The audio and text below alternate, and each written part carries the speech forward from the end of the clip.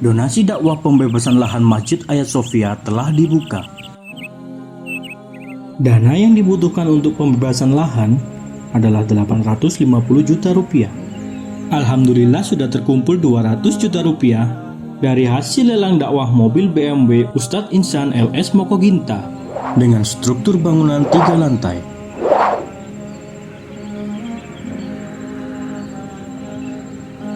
Donasi bisa Anda kirimkan melalui rekening di bawah ini. Dengan ketentuan transfer, 3 digit terakhir diganti dengan 008.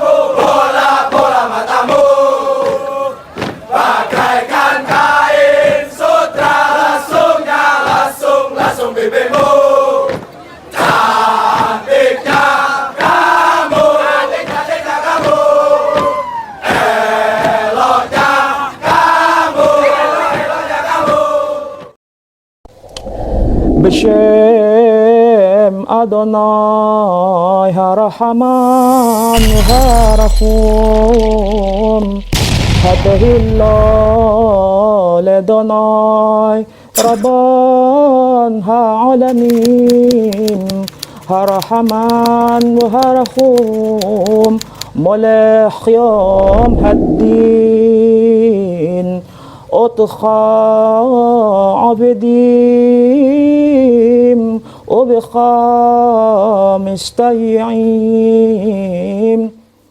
Bismillahirrahmanirrahim. Assalamualaikum warahmatullahi wabarakatuh. Alhamdulillahi wa kafa wassalatu wassalamu ala nabiyil mustafa wa ala alihi wa sahbihi as-sidqi wal wafa. Allahumma salli ala Muhammad wa ala alihi wa ashabihi ajma'in. Alhamdulillah, pada pagi hari ini kedatangan tamu spesial dari Yogyakarta. Alhamdulillah. Namanya Mas Matias. Mas Matias. Angelino Raja Senda, panjang Oke, saya. panjang sekali kayak kereta api ya. Alhamdulillah. Saya panggil Mas Matias. Boleh, siap. Oke. Mas Matias ini adalah mu'alaf yang beliau dulu memurtadkan istrinya dan justru beliau sekarang yang murtad. Oke, baik. Sebelumnya saya ingin menyampaikan sesuatu bahwa banyak sekali yang menyampaikan ya pernyataan bahwa settingan, mu'alaf palsu, mu'alaf odong-odong, settingan. Nggak pernah mu'alaf ngaku-ngaku mu'alaf. Coba buktinya mana Mas Matias? Kalau mu'alaf bawa apa? Saya paling ada cuma ID, KTP ya. KTP, SIM segala macam. Ya. Ini ada KTP saya. KTP. Maaf, Ustaz. Oke, KTP. KTP masih Katolik.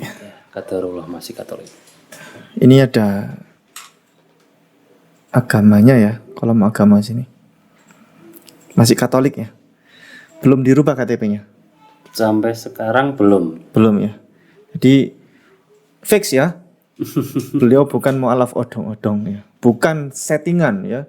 Bukan mu'alaf settingan yang kami datangkan ke sini, bukan. Dan kami demi Allah tidak pernah membuat namanya acara pensyahadatan settingan atau mu'alaf settingan. Tidak ada. Jadi semuanya di Hagia Sophia itu orang-orang datang meminta masuk Islam secara tulus, tidak ada yang memaksa. Dan kami juga tidak menipu, tidak membuat. Buat apa? Kalaupun kami mengadakan mu'alaf settingan, sudah berapa bintang film yang kami bayar ya kan? Apalagi yang masuk Islam juga sering kami dari luar negeri ya masuk Islam, dari Eropa masuk Islam. Nah, mereka kita bayar berapa ya? Oke, kembali kepada tema. Ya. Mohon dibantu diceritakan bagaimana dulu ceritanya kok bisa memurtadkan istri, sekarang justru Mas Matias yang murtad. Gimana ceritanya? murtad dalam konteks Iya, keyakinan yang lama. iya, coba. Istri dulu agamanya Islam. Ya, dulu beliaunya Islam, Iya. terus dekat. Mungkin sudah agak lama ya setelah lulus sekolah waktu itu. Kuliah. Pada saat mau masuk kuliah, dekat, sempat ada pertentangan dari keluarga beliau karena saya Mas Matias Katolik dulu. Katolik. Oke. Jadi pertentangan dari keluarga beliau karena saya Katolik, saya terus belum lama berhubungan, maksudnya saya dekat, saya sudah memutuskan buat kalau tidak ada restu, mendingan saya mundur. Karena ya bagaimanapun restu orang tua dan keluarga itu kan besar impactnya. Tapi beliaunya meyakinkan bahwa diperjuangkan terlebih dahulu. Terus saya ikut jalan berapa tahun waktu itu ya, 6 tahun dekat itu, 6 tahun. Kemudian ada satu kondisi di mana beliau mau ikut saya ke gereja waktu itu. Saya bilang, ngapain ke gereja? Kalau mau temenin saya misa, temenin saya ekaristi, nggak usah. Kalau niatnya bukan karena kamu, nggak usah. Mendingan nanti kamu tunggu di rumah, setelah saya ekaristi baru saya jemput, baru kita makan seperti biasanya. Tapi kemungkinan besar ada, saya nggak tahu apakah karena memang dia kepo istilahnya atau apa, ikutlah beliaunya Ke gereja. ke gereja. Mas Matias katanya calon pro diakon atau gimana? Ya, sempat 2 kali saya dicalonkan dan 2 kali saya menolak. 2 kali itu satunya ketua lingkungan di daerah rumah, yang kedua itu pro diakon. Emang waktu itu saya kurang tahu wacananya itu serius atau enggak, tapi yang jelas yang ngobrol ke saya itu beberapa orang yang memang sudah sepuh di lingkungan gitu loh. Terus saya bilang saya belum siap karena waktu itu saya masih umur berapa ya? Sekitar 27, 28, menurut saya masih belum lah. Terus berjalannya waktu, saya kayak merasa kosong. Sempat 2 tahun ateis dan agnostik. Saya ngerasa nggak ada agama yang bisa buat saya berdoa itu apa ya, nenangke hati. Terus satu kondisi di mana saya benar-benar jahil waktu itu. Sebentar. Kita next, bukan back to tadi ya, back to story yang awal Iya. istri kepo tadi. Itu belum dilanjutkan tadi. Oh, oke. Terus dia memutuskan untuk belajar. Saya bilang harus ada persetujuan dulu dari orang tua, saya nggak mau apa ya istilahnya. Belajar kekristenan. Iya, belajar kekristenan. Hah. Saya nggak mau nantinya saya dicap sebagai apa ya, orang yang membawa anaknya mertua saya itu murtad dari Islam, dan saya tidak mau dicap seperti itu karena ini menurut saya ini dalam rangka pencarianmu waktu itu. Terus diyakinkan bahwa orang tuanya apa ya istilahnya mempersilahkan. Itu sudah menjadi keputusannya beliau. Terus orang tuanya juga mempersilahkan. Orang tuanya istri Ya, mertua. mempersilahkan pindah agama. Dari yang saya ketahui dan waktu itu saya ngobrol dengan bapak dari istri itu juga seperti itu. Jadi ini pilihannya anaknya beliau, kemudian sudah menjadi pemikirannya anaknya beliau. Jangan tidak disalahkan. Wah, ini tukang memurtadkan orang ini. Sampai Karena anaknya ikut ini. karena Saya mungkin sudah pernah berpikiran seperti itu, makanya saya tidak pernah mengajak sama sekali. Oh. Nah, terus belajarlah beliaunya. Waktu itu 6 bulan Katekisasi. katekisasi. Iya. Belajar 6 bulan, terus setiap minggu datang, pulang kerja datang ke sana, kalau pas libur datang buat Datang ke belajar. gereja. Waktu itu ada pembina datang ke rumah pembina. Oh, I see. Jadi nggak langsung ke gereja tapi ke pembinanya. Terus dianggap sudah cukup, kemudian baptislah beliaunya. Setelah 6 bulan. Iya, waktu itu ada barengannya sih. Jadi nggak cuma istri saya tapi sama teman saya, sahabat saya di kampus dulu. Jadi ibunya Muslim, ibunya Katolik, bapaknya Muslim. Tapi belum pernah dibaptis. Tapi KTP-nya KTP Katolik. Dan dia merasa harus mencari dulu, kemudian dia mantap, teman saya itu, terus baru dibaptis dewasa, terus bareng-bareng sama ibunya anak-anak. Baptis di kolam renang atau? Enggak. Waktu itu di depan altar gereja itu, cuma kayak apa ya, dicuri air gitu. Waktu itu, terus nggak lama. Kebetulan kan saya kuliah itu gak lama, jadi karena bekerja kuliah gak lama. Setelah saya lulus, Kuliah agak lama. iya, agak lama kuliah saya, melewati batas yang seharusnya. Terus setelah lulus kuliah, saya keterima di kapal pesiar waktu itu. Oh. Saya Sempat kerja kapal pesiar. Iya. Ke luar negeri. luar negeri. Alhamdulillah jadi ngerti lah. Saya memutuskan untuk melamar. Tunangan dulu awalnya. Melamar doi. Melamar doi. Iya, dan dia sudah masuk Kristen. Waktu itu sudah Sudah. Katolik waktu itu. Iya. Terus melamar, diterima. Saya melamar sendirian waktu itu. Melamar ke bapaknya dan diterima. Kemudian tunangan dulu. Selang 2-3 bulan kemudian menikah. Menikah. Alhamdulillah waktu itu langsung dikasih keturunan next month. Jadi bulan berikutnya. Kemudian pada saat 3 bulan kandungan saya berangkat Lagi. ke kapal. Oke. Jadi itu kontrak pertama dan terakhir saya di kapal. Jadi memang saya memutuskan buat satu kontrak. Saya merasa sudah cukup. Sudah cukup itu bahwa saya sudah cukup lama meninggalkan anak dan istri waktu itu. Saya merasa bertanggung jawab buat apa ya, karena saya tidak melihat si anak saya yang besar ini lahir. Iya. Saya ngerasa bahwa udah cukup, saya nggak mau berangkat lagi. Saya nggak kepengen jauh dari mereka bagaimanapun.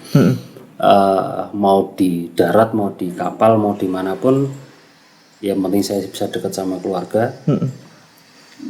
Saya bisa cari uang kok. Bagaimanapun caranya, saya percaya waktu itu Tuhan nggak mungkin. Rezeki itu sudah dipastikan. Oke. Jadi istilahnya tawakalnya saya itu dari dulu. Iya. Gitu dan. Nah, kemudian setelah itu bagaimana ceritanya Mas Matias masuk Islam? Kenal sama Islam bagaimana, ya kan? Sebenarnya kenal Islam itu mungkin ya karena Indonesia ini Setelah mayoritas berapa Muslim. tahun dari pernikahan? Saya pengen tahu banget masalah agama ini.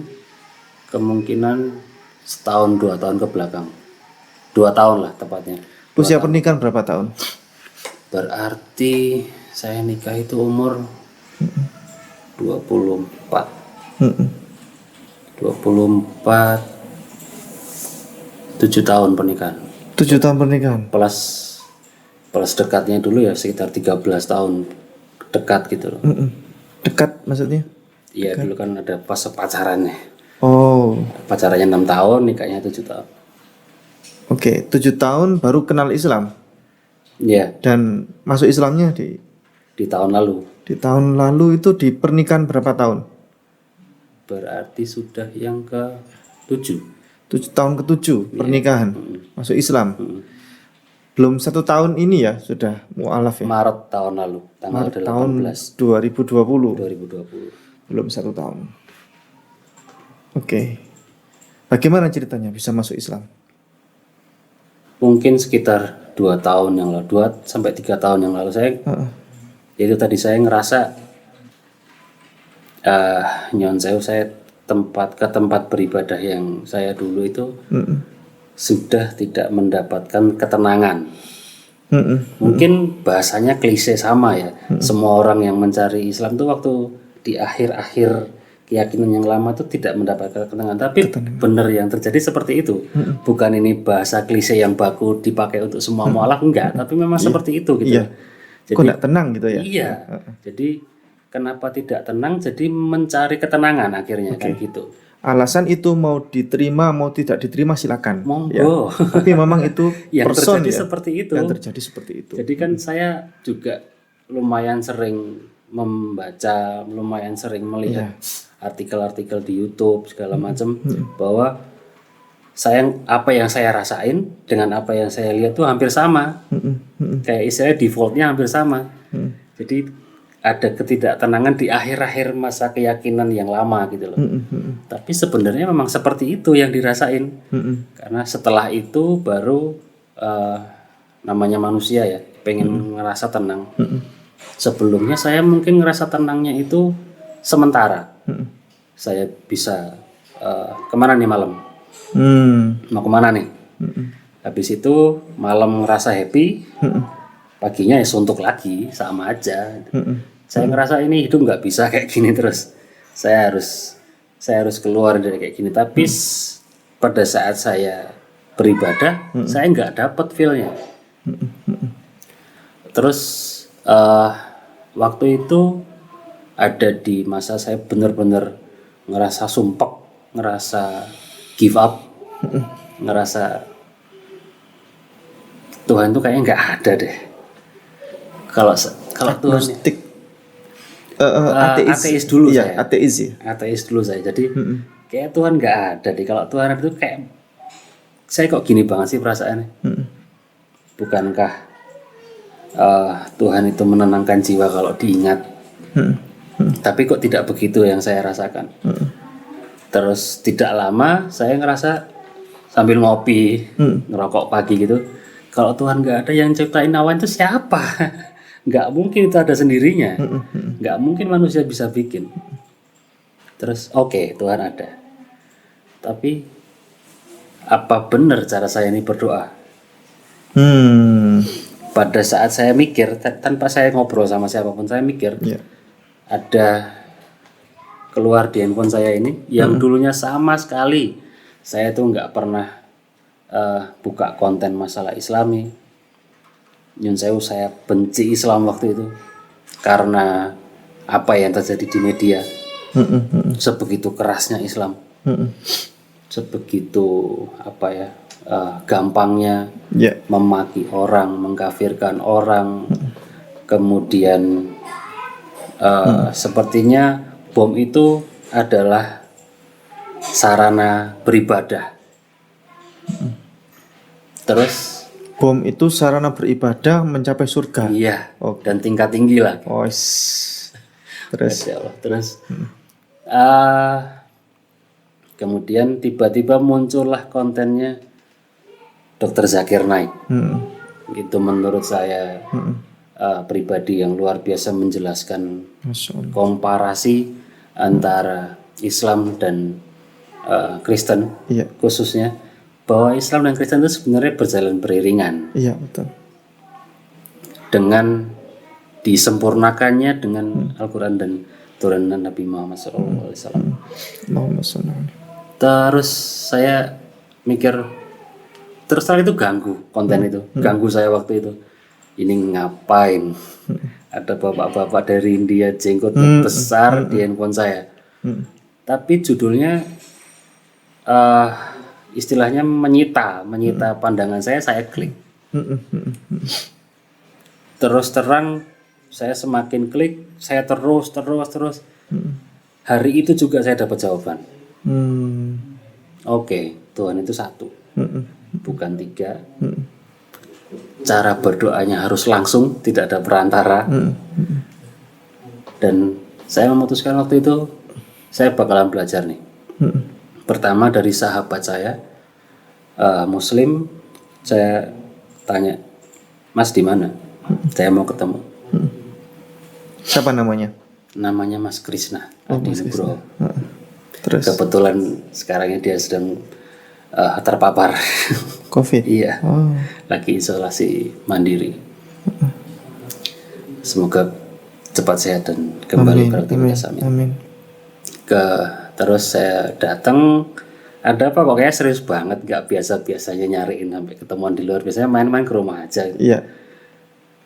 Terus kayaknya saya mau masuk Islam, sebentar dulu saudaraku, dia bilang, ini beneran nih, kamu nggak bercanda kan?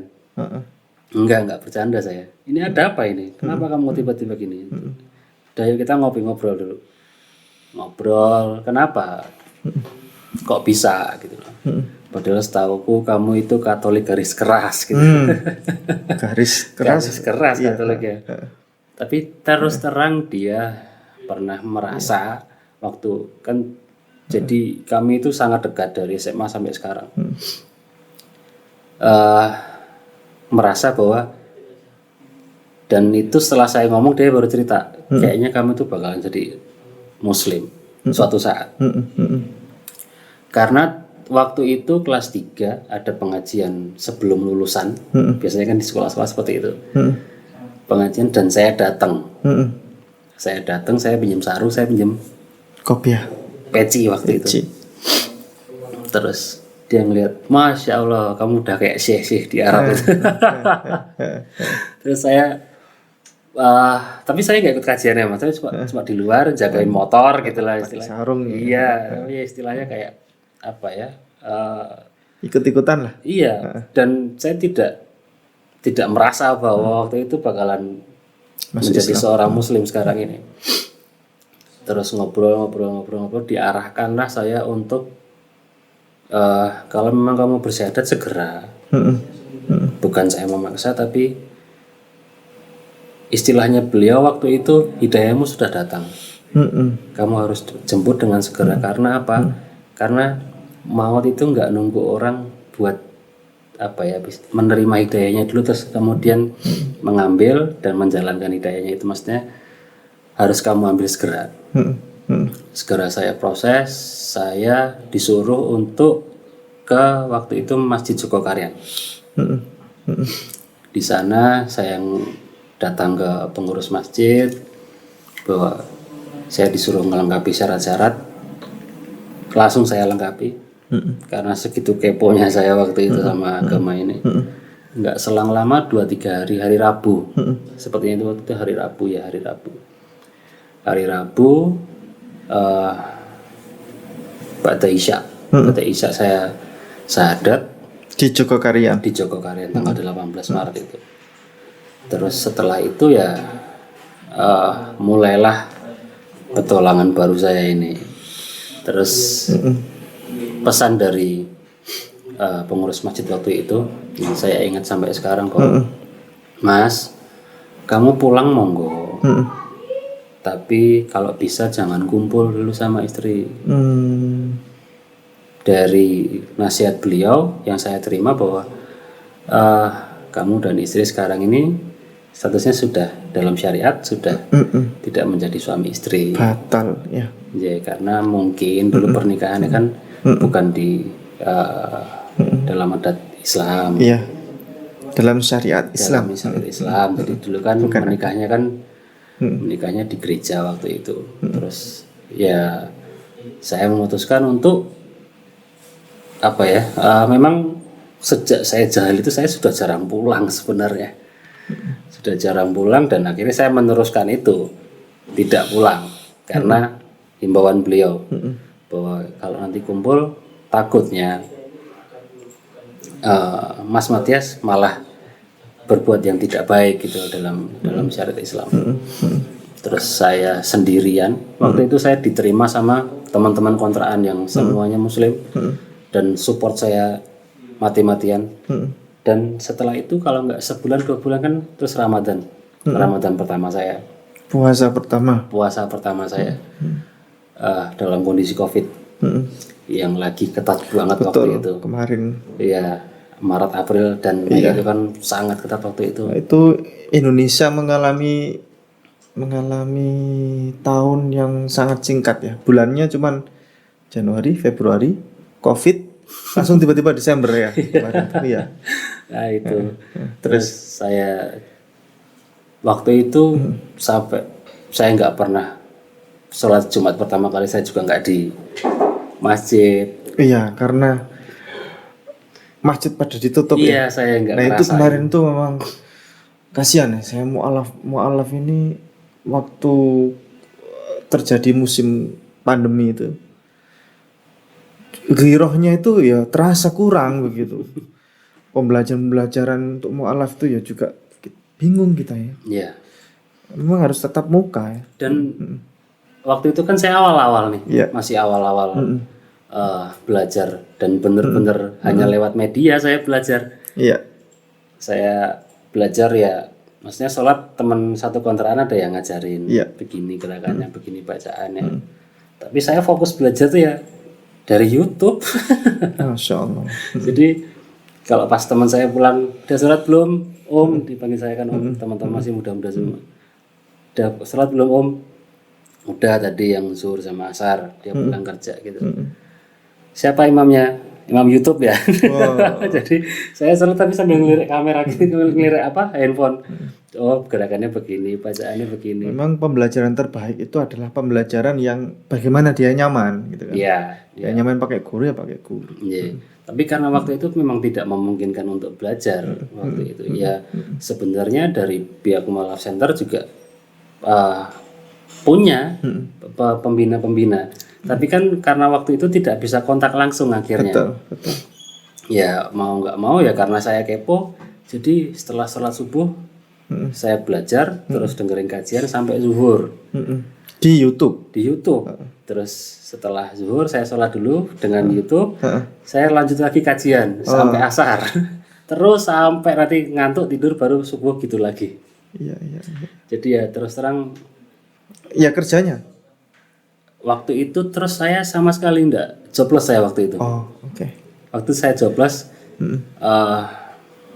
karena waktu itu kan sebelum menjadi mu'alaf saya sempat kerja di perusahaan asuransi. Dan yang saya tahu setelah Lepas ini dari kapal ya. ya lepas dari kapal. Dan setelah ini Ya kebetulan alhamdulillah saya ada kerjaan waktu sekarang ini. Dan kalau ada panggilan urgensi dari Mu'alaf Center Yogyakarta, saya langsung berangkat. Pasti berangkat. Masya Allah. Ya karena saya merasakan bagaimana saya itu disayangi, bagaimana saya itu diperhatikan.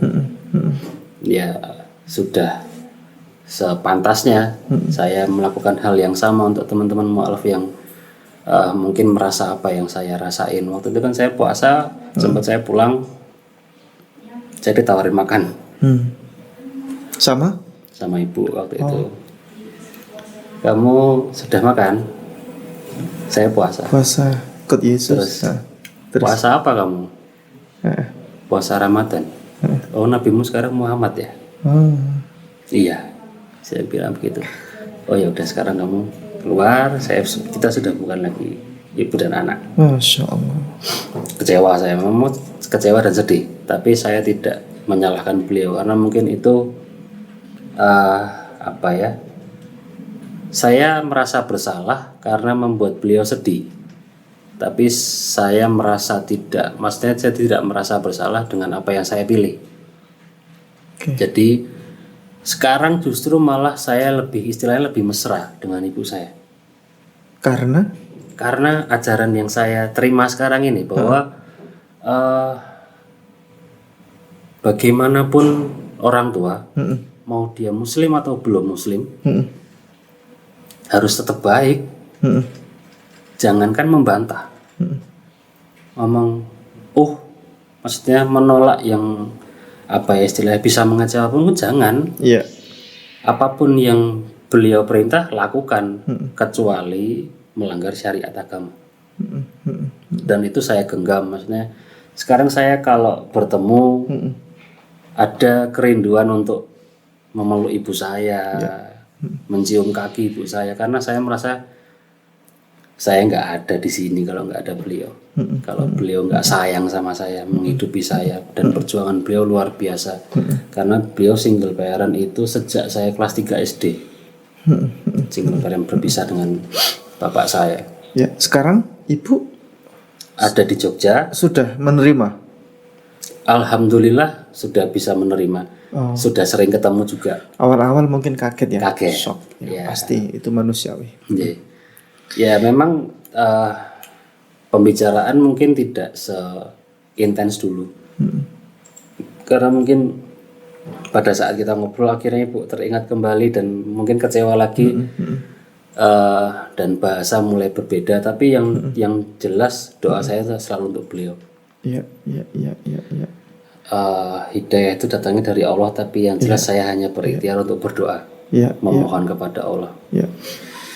Jadi pemirsa, beginilah rasanya menjadi mu'alaf. Ya.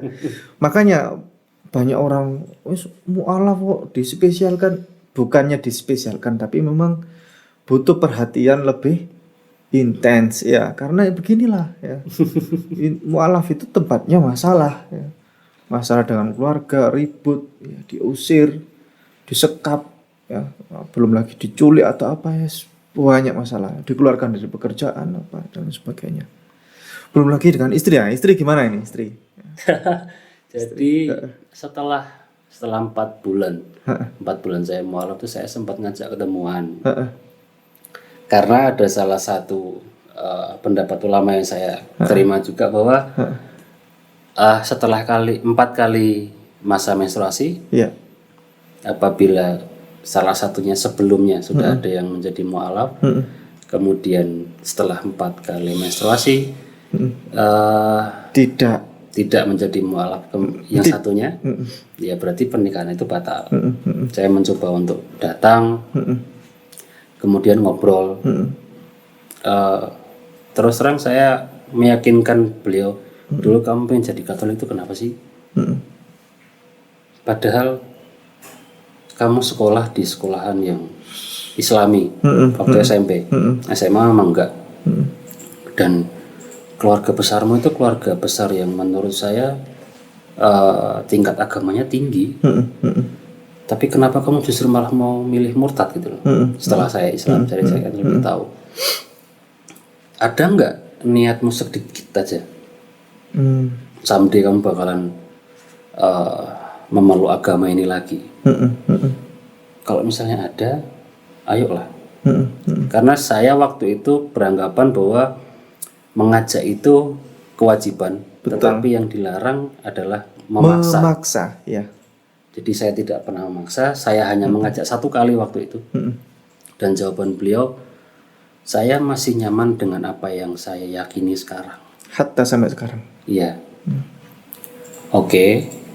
Dan underline yang kedua, kalau kamu mau ngajak saya ketemu, ini bahasa beliau, kalau kamu mengajak saya ketemu untuk ngobrolin masalah agama, mendingan kita nggak usah ketemu. Kata beliau. Kata beliau. Kalau mau ketemu ngobrolin anak-anak dan ketemu anak-anak, monggo. Oh ya sudah, saya merasa bahwa kewajiban saya sudah gugur waktu itu. Saya sudah menyampaikan apa yang saya harus sampaikan, saya mengajak tapi saya tidak memaksa. Kalau memang masih ada penolakan ya monggo. Terlepas itu karena keadaan joblessnya saya waktu itu. Tapi saya waktu itu sudah bekerja sebenarnya. Tapi mungkin tidak setinggi hasilnya ya waktu saya di kapal waktu itu. Tapi ya sudah, itu sudah jadi keputusannya beliau. Dan beliau bersama anak-anak tinggal bersama ibu dan bapak sambung saya. Jadi justru yang keluar dari rumah itu saya. Mereka di rumah, yang penting anak-anak bahagia. Berarti istri ikut ibu. Saya. Ibunya Ya. Mas Matias. Allah. Hatta sampai sekarang. Masih. Nah, status pernikahan sudah batal ini udah. berarti. Ofisialnya memang mungkin belum ya, karena saya belum ngurus. Belum ngurus ke mana itu secara de jure ya. Iya. Itu di pengadilan belum urus, tapi secara de facto ya pernikahannya udah. Dan itu pun yang saya sampaikan ke ibu saya, karena akhir-akhir ini ibu saya bilang kok pulang, kasihan anak-anak segala macam.